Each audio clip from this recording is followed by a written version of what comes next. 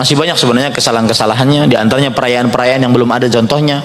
Contoh malam tadi perayaan nuzul Quran itu dibantah, saya heran ya, dibantah dengan ayat yang sangat jelas, kok masih mempertahankannya. Allah berfirman, inna anzalnahu fi lailatul qadar, sesungguhnya kami turunkan Al-Quran pada Lailatul Qadar. Kalau seandainya dalam tanda kutip boleh merayakan nuzul Quran, yaitu pada tanggal berapa?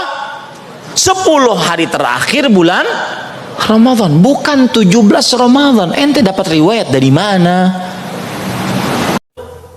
Bahwa semua bid'ah sesat, tidak ada satupun yang hasanah. Jadi cara menjawabnya, satu, menyebutkan dalil-dalil semua bid'ah sesat, tidak ada satupun yang hasanah. Dalilnya sebagaimana perkataan Imam Malik rahimahullah. Beliau menyebutkan dalil dalam perkataan beliau. Perkataan ini disebutkan oleh Imam Al-Syatibi dalam kitabnya Al-I'tisam. Beliau mengatakan, Imam Malik ibn Anas, man ibtada'a fil Islam bid'atan yaraha hasanatan faqad za'ama anna Muhammadan khana ar-risalah. Lianna Allah Ta'ala yaqul al-yawma akmaltu lakum dinakum wa atmamtu alaikum ni'mati wa raditu lakumul Islam dini. Sebelum saya artikan, saya ingin menambah yang dari logika tadi. Sudah nomor berapa logika tadi? 4. Saya tambah 2. Ya. Yang nomor 5, bid'ah tercela dari akal.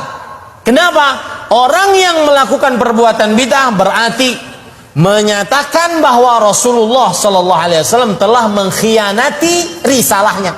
Berarti ada amalan yang belum disampaikan oleh siapa? Rasulullah. Dan tidak ada seorang muslim yang melakukan seperti ini, yang menuduh seperti ini.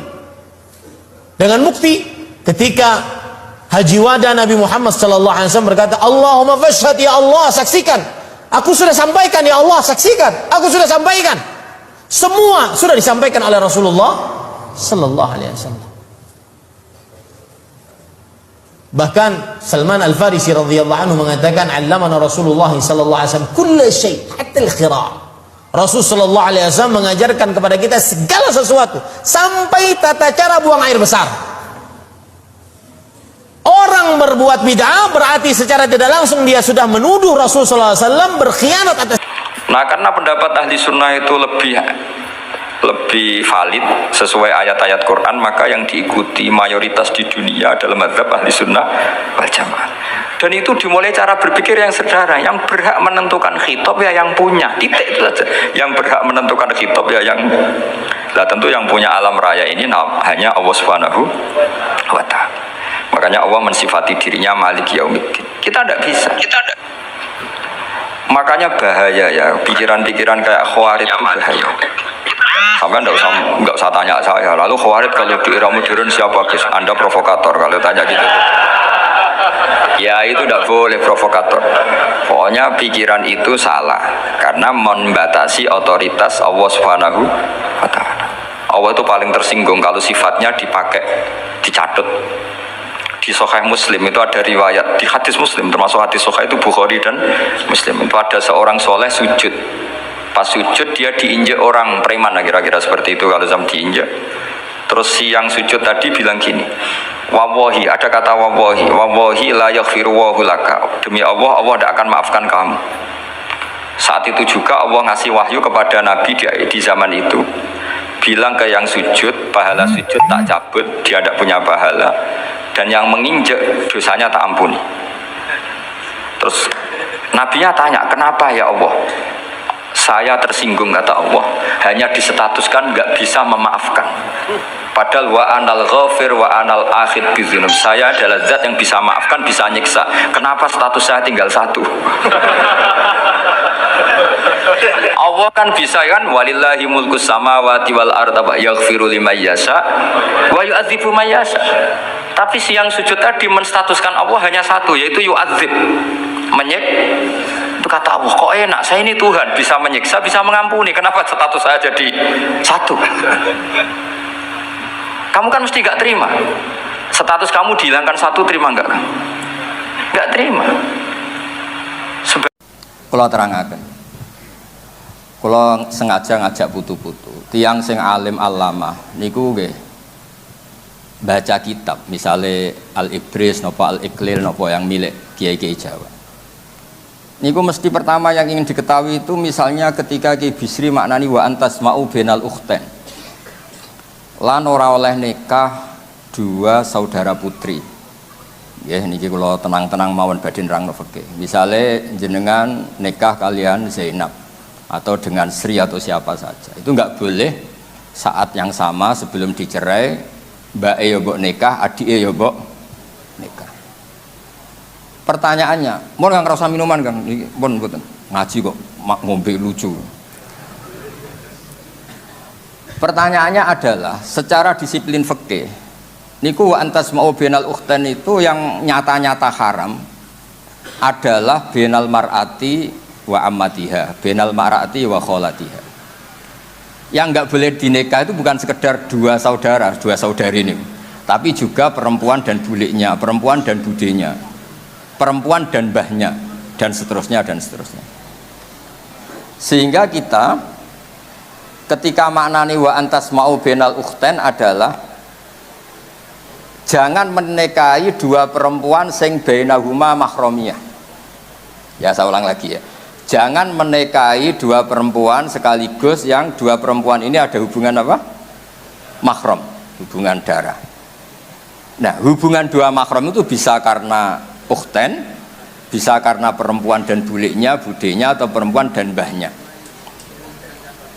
Sehingga ketika ada gerakan kembali ke Quran dan hadis, kembali ke teks Quran dan hadis, dan kita hanya mempercayai teks sorih, ya, teh yang sorih dari Quran dan hadis. Kita yang nekuni ilmu ushul fikih justru mboten kepengin ngoten. Karena kalau kita hanya berpegangan nas, berarti yang haram hanya wa antas ma'u bainal ukhtain. Padahal ada bainal mar'ati wa ammatiha wala bainal mar'ati wa kholatiha. Bid'ah ngeten sama nak terangno. Bukan karena saya orang pesantren mboten. Saya itu lebih hafal banyak hadis timbang sing sidik-sidik nuduh bid'ah. Bid'ah itu begini loh. Bid'ah itu yang mesti dolal, yang mesti sesat. Itu mas tadumat syariah, yang berhadap-hadapan dengan apa? Syariat. Tapi jika bid'ah itu menguatkan syariat, maka tidak musuhnya syariat, tapi bagian dari syariat. Jadi bid'ah yang dolala itu yang istodam itu berhadap-hadapan. Nak terima gesekan utawa saling bersinergi utawa saling menolong itu tidak bid'ah. Dalilnya gampang begini, ini hadis sahih. Kula boten bela NU, ora bela Muhammadiyah, ora bela siapa-siapa. Ini cerita ilmu mawon, cerita ilmu. Tidak ada yang saya bela. Ini hadis sahih. Ada sahabat setelah i'tidal. Nggih setelah napa? I'tidal. Sama nak i'tidal ngafat napa? Misalnya Rabbana walakal hamdu terus milu samawati wal ardi. Itu yang konsensus, yang normal. Tapi ada sahabat bacanya tidak begitu, banter pisan. Rungokno tenan nggih. Alhamdulillahi hamdan katsiran thayyiban mubarakan fi. Setelah sholat selesai Nabi itu aqbala biwajhi, Nabi balik kanan terus tanya, ayyukum ya yaqulu hadil kalimah, siapa tadi yang ngelafadzkan kalimat itu? Itu sahabat diam semua karena sadar ini kalimat kalimat masalah, ini enggak ajarannya Nabi, kalimat kreatif. Wah, enggak, diam semua sahabat. Takut sekali, terutama yang melafadzkan takut sekali. Terus Nabi akhirnya dawuh, enggak kok, enggak ada masalah. Saya tadi itu kaget saja, ada 12 malaikat yang rebutan ke susu nyatet di sing paling dhisik nyatet. Mergo begitu indahnya kalimat itu. Wah, akhirnya sahabat anada ya Rasulullah. Enggak, artinya kan ada kalimat kreatif yang enggak diajarkan Nabi dan dibenarkan Nabi. Paham ya? Kalau balik ini, ada kalimat yang enggak diajarkan Nabi, bahkan Nabi kaget karena merasa itu udah tidak diajarkan, tapi dibenarkan Nabi. Mulane kalau yakin umpama Rasulullah pirsa kalau ngaji terus sampean do gawa kitab, gawa pulpen ya seneng mawon. Ra iso dibid'ahno. Nabi ra iso nulis berarti nggo pulpen bid'ah. Apa meneh nggo Samsung malah ora tahu. Masa Nabi Androidan kan gak karep. Aneh-aneh. Terus kedua riwayat ini juga di hadis sahih. Ada sahabat entah saking gimana ndak tahu saya. Pokoknya mati urip nak ngimami kulhu, rakaat ula ya kulhu, rakaat saniyah ya kulhu. Sampai Syariah satu kontingen yang dipimpin sahabat itu bosen. Mereka tiap sholat itu kulhu berhari-hari. Padahal dia itu imam masjid Kuba. Akhirnya sahabat-sahabat yang ngerok Quran itu komplain, ya Rasulullah, ini orang itu setiap sholat kok baca nopo kulhu. Itu gimana ya Rasulullah? Coba dia tanya, dihadirkan ke Rasulullah, kenapa kamu kalau sholat kok selalu pakai kulhu? Jawab pemuda tadi, li'anha sifatur rahman, karena dalam kulhu itu hanya ada sifatnya Allah, tidak ada kepentingan kulo, kepentingan sinten-sinten. Li'anha sifatullah fa uhibbu an aqra'ahu, makanya saya senang membaca kulhu. Terus kata Nabi, akhbirhu fa innahu yuhibbu, kasih tahu dia Allah itu mencintai dia. Itu kan bagus sekali, itu gak usah tabarok kulhu. Nggak, artinya itu kan tidak diajarkan Nabi kan, selalu kulhu itu tidak ajarannya. Dan tidak pernah Nabi itu selalu kulhu. Tapi ada orang kreatif selalu kulhu juga sama Nabi dibenarkan. Ya nggak bisa kan kamu pakai definisi bid'ah itu kalau nggak pernah dilakukan Nabi bid'ah. Nggak bisa seperti itu. Apalagi kalau kamu ngaji usul fikih, malah ketoro nak sing sidik-sidik nuduh bid'ah itu malah salah. Nabi mewajibkan zakat neng tamer. Mau kamus paling goblok maknane tamrin niku kurma. Lah nak nuruti persis Nabi berarti beras ra wajib zakat. Mergo Nabi ra tau zakati beras. Kacau kabeh mbok antem kromo ngoten. Tapi ya kita ya aja terus musuhan terus biasa mah. Kula ge biasa kaya ora ana apa-apa. Wong kula sing alime biasa. Kula dituduh bid'ah tenang mawon. Ora usah semangat, hujah ahli sunnah. Ora usah hujah, biasa mawon. Ya kayak tadi saya beri contoh, kita kembali ke Quran dan hadis. Kata kembali itu kan setelah kemana-mana. Memangnya kita pernah kemana? Mulai kita Islam ya pegangannya Quran. Terus kok kita diajak kembali, memangnya kita pernah ke mana? Nah, iya. Kata kembali saja sudah masalah kan? Di mana-mana kata kembali itu sudah kelayaban kemana-mana. Terus diajak. Kita mulai kecil ya pegangannya Quran hadis, tidak pernah kemana-mana. Tidak kembali, ya kembali kemana kan? Enggak, ini kalau model mantek ya, ini kan. Ya nggak usah kembali ya, memang kita tidak pernah kemana-mana. Ya kan? Sederhana kan? Sudah kamu sekarang kembali apa sudah di situ? Kembali apa sudah di situ? Sudah di situ. Jadi sederhana, sebenarnya ngaji itu gampang. Illam yuwafiq afhama ulama ahlil haq al-akabir al-akhyar. Di sini disebut al-akabir al-akhyar. Ketika Mbah Hamid terkenal, Mbah Mun terkenal, Mbah Hasyim terkenal, itu penting, itu rencana Allah. Supaya orang kalau terkenal itu barokahnya itu diuji oleh publik. Jadi terkenal itu tidak perlu kamu hasuti. Kalau Allah menghendaki supaya ada konsensus, karena ulama ini butuh ijma. Jadi enak anut wali yang terkenal dibanding wali versi-versinan. Paham ya? Ana wong misalnya nyuwun sewu rambutnya gondrong ning dhuwur gunung, ora tahu ketemu wong. Terus jare muridé iku sing mulang langsung Sunan Kali Joko, tongkate Kali Joko, klambine Antakusuma. Sing ngakoni mung wong loro. Wis wong loro oleh muni ngene, ndak semua orang tahu kalau dia wali. Waduh, ribet. Itu gak boleh jadi pegangan. Di antara syaratnya pegangan itu asyurah wal akabir, harus punya status besar. Karena ini lewat diuji. Berapa orang yang diceritakan meragukan kewalian Mbah Hamid, tapi gara-gara ngalami kasfud domair, apa yang ada di hatinya dibuka Mbah Hamid, akhirnya ikrar. Enaknya wali terkenal kan ada proses pengujian kan. Nah, wali ndur gunung muridnya mau loro cek bangga orang geruang. Sing mesti kalimatnya orang geruang kebodhon kayak kue.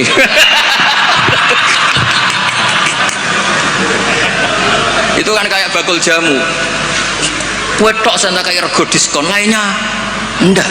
Tiap ketemu orang kamu saja yang tak kasih harga seginanya enggak. Sebetulnya kalimat pasti kue tok sing kebodhon. Nah, makanya butuh transparansi. Itu tidak hanya di birokrasi, tidak hanya di dunia ulama, semuanya butuh transparan supaya diuji. Makanya di sini Mbah Hashim ngendikan ulama ahlil haq al-akabir al-akhyar. Maka syarat jadi nabi pun harus ada gunjingan dulu. Nggak boleh nabi nggak terkenal, harus terkenal. Sebelum dia lahir jadi gunjingan di Bukhaira, di Nasturo, jadi komunitas di Syam semuanya gunjingan nabi akhir zaman dengan definisi yang dimiliki masing-masing. Sehingga semua orang tuh ingin itu dari mana, orang mana, terus kriterianya kayak apa. Sampai Khadijah karena beliau punya paman yang ahli Injil namanya Warokoh, tanya nabi akhir zaman tuh begini-begini, definisinya begini-begini. Kalau nggak terkenal tahu-tahu muncul nerangno definisi nabi wes kangelan sampai. Jadi terkenal itu kalau fillah walillah itu baik, asal tidak karena hadun nafsi. Saya beri contoh ya, contoh kecil ini sekaligus Maulidur Rasul Shallallahu Alaihi Wasallam. Ada orang yang imannya itu terlambat, namanya Ka'bul Ahbar. Banyak orang yang kebetulan nasibnya baik kayak Sayyidah Khadijah. Dia yang dia baca dari paman-pamannya, Nabi akhir zaman tudzilluhul ghamamah tuti'uhus sahai. Fajrul jabini lailiyud dawa. Kebetulan yang dibaca itu. Karena yang dibaca itu dia nyuruh Maisarah. Maisarah itu nama lelaki. Coba kamu ikut dagang Muhammad, semua yang kamu lihat ceritakan ke saya. Setelah ikut di Syam itu ya sekarang termasuk Lebanon, Syria ya, Jordan. Pokoknya semua kawasan situ dulu namanya apa? Syam. Karena itu yang persisnya itu entah mana, tapi ada yang bilang termasuk ya Palestina, Israel. Pokoknya semua situ dulu namanya apa? Syam. Nah, dulu ada tertentu dibilang Ariha, dibilang apa, tapi itu semuanya dulu namanya Syam. Ada pohon yang kalau ada nabi itu mereaksi. Nabi itu nggak boleh mikir, dia nggak boleh tahu.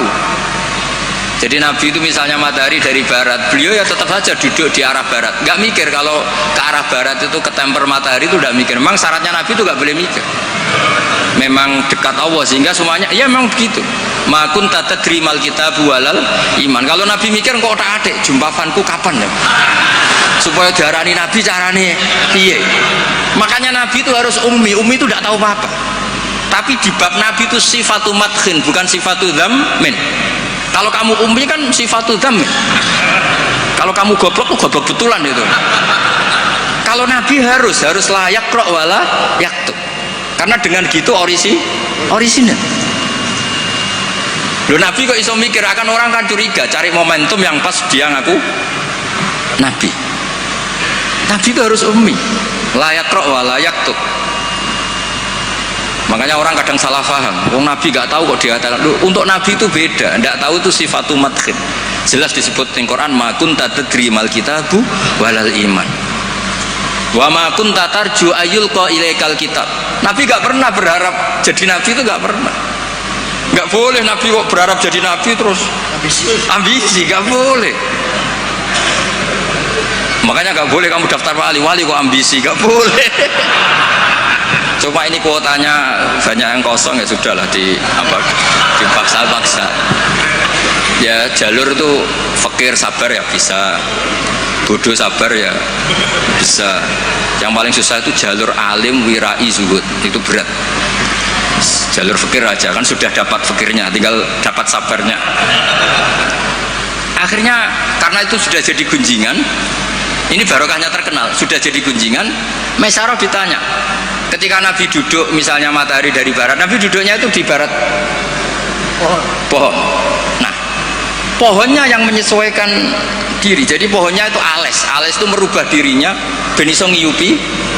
Nah justru itu terus Rohib Bukhaira itu wah ndak akan alam memperlakukan seperti itu kecuali dengan Nabi. Nabi juga gak minta ada gomamah yang tudilhun, ndak, ya jalan aja. Dan tudhilul ghamama itu batasnya hanya sekian meter. Kalau semuanya mendung dikira semuanya dapat mendung. Ya hanya pas arah Nabi supaya kelihatan tuh demi Nabi. Makanya terus Maisarah ketika datang ditanya, oh iya bener, itu berarti Muhammad itu Nabi. Pas itu Nabi umur 20 tahun. Ya bareng ngoten mboten enten alamat malih. Mulai Khadijah mulai ragu. Duh bojoku sudah jadi Nabi ta ora. Nah, setelah umur 40 tahun, ini bukti kalau Nabi itu tidak tahu. Beliau mulai tertarik tahandus di Gua Hira. Datang malaikat Jibril itu dikira malakul mauti. Kagetnya bukan main aku. Tidak boleh Nabi kok kedatangan Jibril tak entek. Aku udah diung biasa. Aku udah diung biasa aku bosen. Kapan dilantik? Itu nggak boleh. Nabi nggak boleh begitu, nggak boleh. Jadi Nabi kaget itu malah bener gitu. Makanya baru ketemu Jibril yang diluari dia. Yarjufu fuadu, kaget. Bilang ke Khadijah zamiluni. Enggak. Loh, kalau orang kan umumnya kan seneng. Jibril santai ini suya udah diung awam guys bosen. Tidak seperti itu. Clear nih guys, benten. Jadi Nabi itu nggak tahu. Makanya wahyu disebut fuj'ah, kaget. Dan Nabi kaget karena dianggap itu malakul maut. Wes bareng minta zamiluni itu sama Khadijah dikemuli terus cerita. Saat tadi ditemuin gini-gini saya kaget takut. Sayyidah Khadijah yang seneng karena dia pernah ragu 15 tahun. Tahu alamat kan umur Nabi 25, dapat Nabi 40. Semuanya bukan main, absyir katanya.